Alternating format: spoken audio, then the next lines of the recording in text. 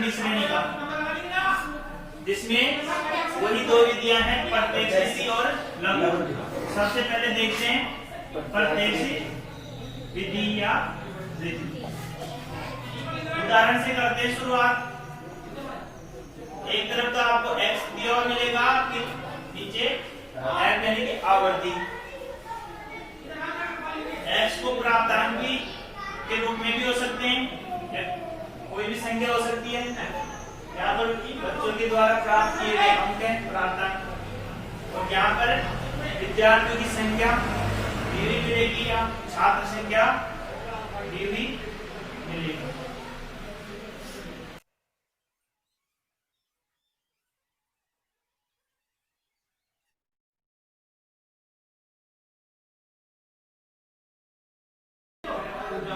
और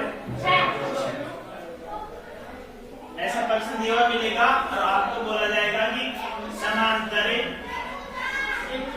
माध्य ज्ञात करो। ठीक है, अब आपको देखना है कौन सी विधि से करना है, लघु रीति या प्रत्यक्ष से। प्रश्न भी दिया मिलेगा कि प्रत्यक्ष से मिले तो पूछ लेना, हालांकि इसमें तो जरूर मिलेगा आपको कि प्रत्यक्ष विधि से करना है, लघु विधि से करना। प्रत्यक्ष विधि से करें तो सबसे पहले आप लोगों को पहली सारणी बनाइए।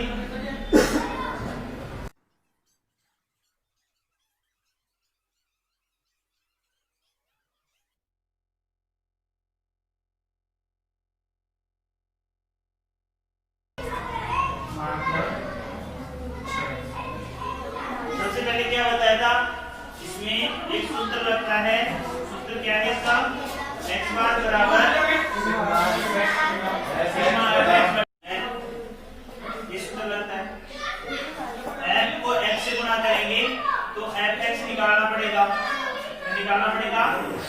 fx, यानी कि इन दोनों को क्या करना पड़ेगा, गुणा।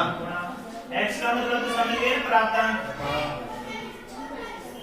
और ये छात्र संख्या। 8 को 4 से गुणा कितने, 32।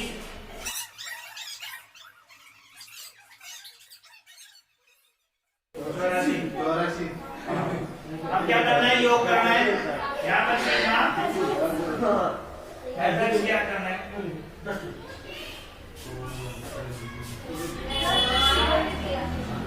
जो कितने 791।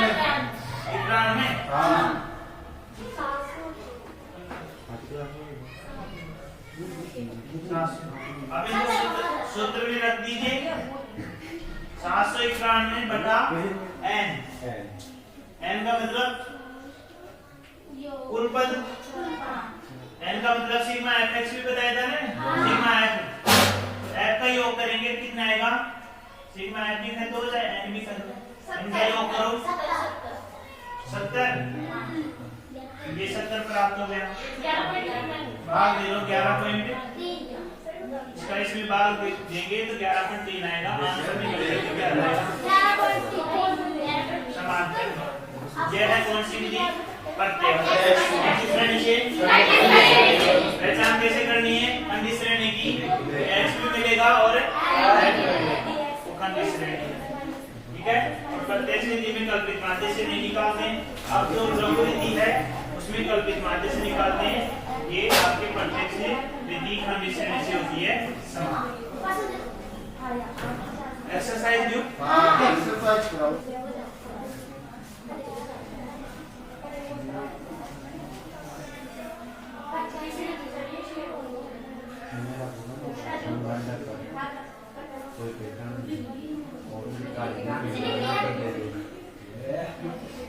समांतर माध्य ज्ञात करो, आपको एक्सरसाइज करनी है, होमवर्क।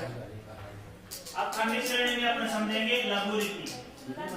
लघु रीति से कैसे समांतर माध्य ज्ञात करते हैं। लघु रीति का नाम आते दिमाग में क्या आना चाहिए, इसमें कल्पित माध्य मानना पड़ेगा। क्या मानना पड़ेगा, करते हैं उदाहरण से शुरुआत।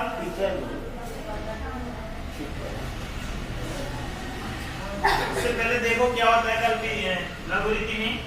पेज नंबर 26 पर देखिए। खंडित श्रेणी में लघु रीति द्वारा समांतर माध्य ज्ञात करने के लिए निम्नलिखित प्रक्रिया अपनाई जाती है। 5 प्रक्रिया अपनाई जाती है। पहली प्रक्रिया पद मूल्य में किसी भी एक को कल्पित माध्य मान लेते हैं। सबको बताइए। पद मूल्यों में से कल्पित माध्य घटाकर विचलन ज्ञात कर लेते हैं। dx ज्ञात कर लेते हैं। सबको बताइए। dx ज्ञात करने का सूत्र क्या है? x minus a। सौरभ नहीं है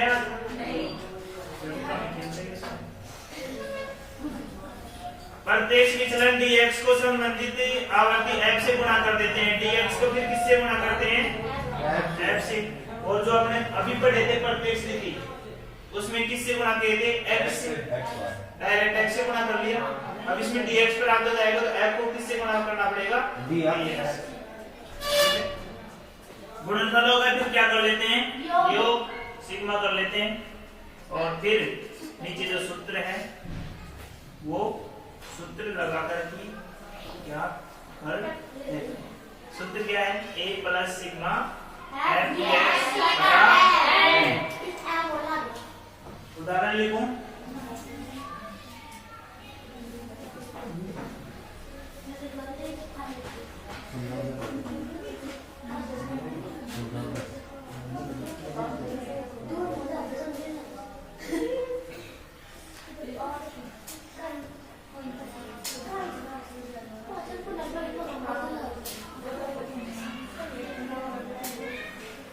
ये प्राप्तांक है और ये सामान्य संख्या है। ठीक है। प्राप्तांक के कुल कितने हैं?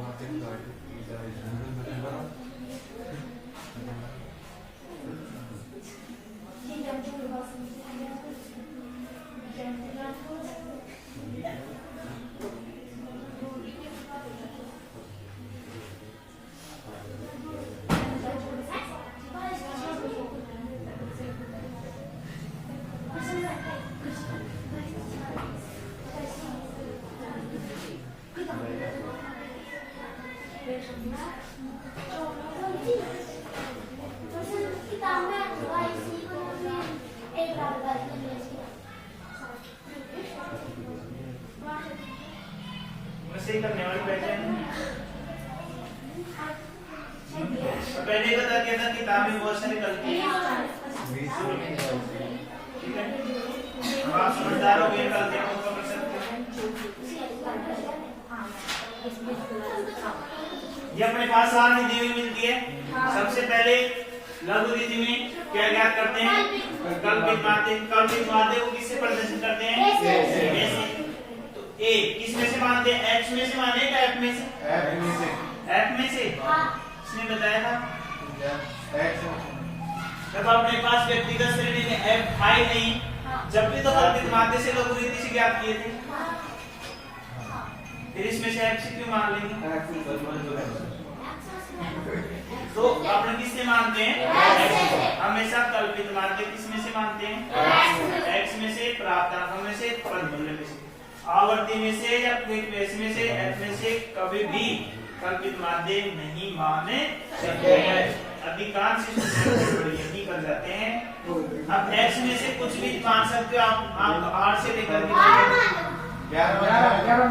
11 माने। ठीक है, 11 मान दी। ओके। सूत्र क्या है? x minus a। x कितना है? 8। 8 में से 11 गए तो कितने बचे? 3। 8 माइनस 11 बराबर 3। माइनस के प्लस के माइनस का 3। अधिकांश स्टूडेंट गड़बड़ भी यही करते हैं कि उनको होश नहीं रहता है कि छोटी संख्या में से बड़ी संख्या घटाएंगे तो प्लस के आएंगे माइनस के। वो इधर से इधर और इधर से इधर घटाते रहते हैं प्लस की माइनस की प्लस करते रहते हैं, आंसर गड़बड़े हो जाता है। 9 में से 11 गए तो -2। अब ये मैं 8 - 11 इसलिए लिख रहा हूँ कि आपके दिमाग में समझ में आ जाए, नहीं तो लिखने की जरूरत नहीं है। ये काम रफ में करना है, मैं समझदार वैसे लिख दूं। ये काम रफ में करना है तो मैं वैसे ही लिख रहा हूँ डायरेक्टली, जैसे आपको एग्जाम में माइनस के 3 माइनस के 2 माइनस का 1 0 प्लस के 1 प्लस के 2 प्लस के 3। आगे क्या करना है? प्रत्येक स्थिति में क्या किए थे? f को x से गुणा कर दिए थे, लेकिन अब f को x से गुणा नहीं करेंगे, f को किससे गुणा करेंगे? dx से गुणा करेंगे। तो क्या f dx प्राप्त होगा? f को dx से गुणा करें तो 4 को 3 से गुणा करेंगे माइनस के, क्योंकि ये तो प्लस का है ये माइनस का है, तो माइनस प्लस क्या हो जाएंगे? आपको 4 चीज बताया था मैं, प्लस प्लस क्या होता है? होश में रहा करो। माइनस माइनस और प्लस माइनस माइनस प्लस, लेकिन प्लस माइनस है, माइनस का -10 5 को 2 से गुणा किए तो 10 आएंगे, इसके माइनस के 9 को 1 से गुणा किए तो -0 को गुणा किए तो 20 से। हमेशा याद रखना किसी भी संख्या को 0 से गुणा करेंगे तो 0 ही आएगा।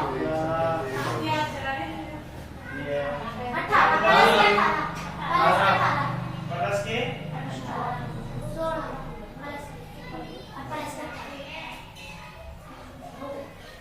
अब इसका क्या करना है? f dx का योग करना है, सिग्मा f dx बोलते हैं। पहले माइनस माइनस को या पहले प्लस प्लस के को जोड़ लो। प्लस के जोड़े तो कितने आए? प्लस के 52, माइनस के 31। पदों की संख्या भी n भी ज्ञात करना है, इसको n भी बोल सकते हो, सिग्मा n भी बोल सकते हो, दोनों में से एक लिखना। अब मुझे आज ही बता दो आप कि मैं n लिखूं जो ज्यादा बड़े रहेगा, सिग्मा f लिखूं जो ज्यादा n। आप समझ जाओगे। आज के बाद मैं सिग्मा f नहीं लिखूंगा, केवल n लिखूंगा, मिटा देना, क्योंकि मुझे बार बार लिखना पड़ता है। मैं सोचता हूँ कि आपके दिमाग में अभी तक गया नहीं, इसलिए लिखना पड़ता है। अगर आपके दिमाग में दोनों चीजें याद हो गई फिर मुझे लिखने की जरूरत है। इनको जोड़े तो कितने हुए? 70 आएंगे। अब सूत्र क्या है? x बार प्लस सिग्मा x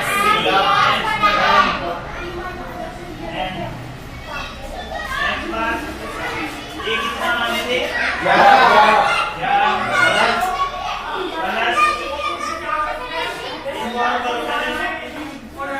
52 में से 31 घटाओ 21 प्लस के माइनस के प्लस के। ठीक है, समझ में आ रहा है? यस या नो? यहाँ लिख देते हैं 21 प्लस के बटा 70। ठीक है, अब यहाँ प्लस के साथ एक हो जाए रहने दो, बिना जो चिन्ह का जो संख्या होती है वो हमेशा प्लस में आ जाती है। 11 प्लस 21 में 70 का भाग दो, जाता है नहीं जाता है क्या? जाता है।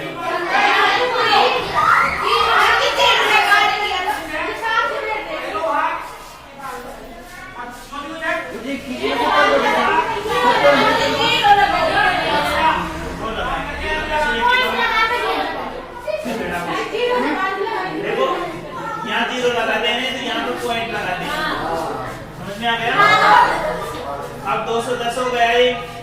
ठीक है, 70 का भाग 210 में देंगे 3 बार आएगा। यहाँ कितना आएगा? 0.3। इसको 0.3 भी कह सकते हैं। Yes sir. तो 0.3 आएगा। अब x बार बराबर 11.3 आंसर हो जाएगा।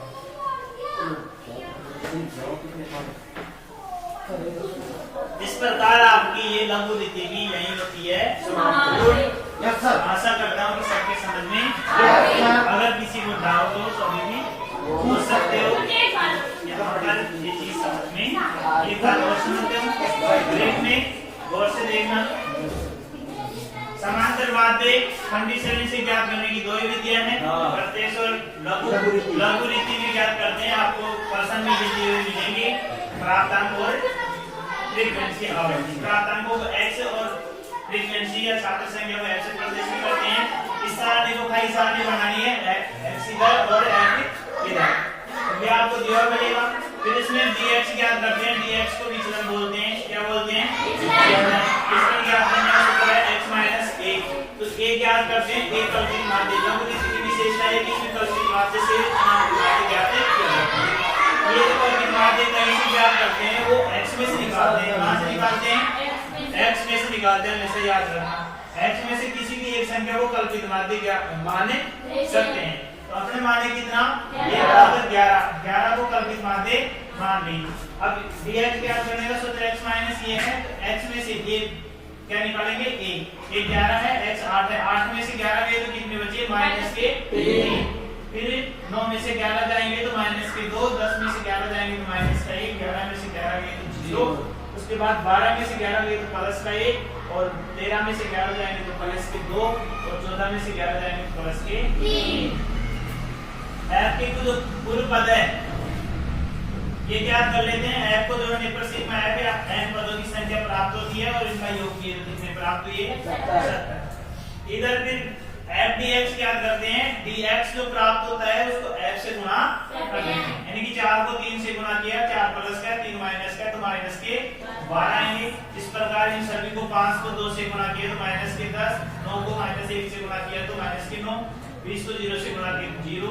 18 को प्लस 1 से गुणा किया तो 18। और 8 को प्लस 2 से गुणा किया तो 16। और 6 को प्लस 3 से गुणा किया तो 18।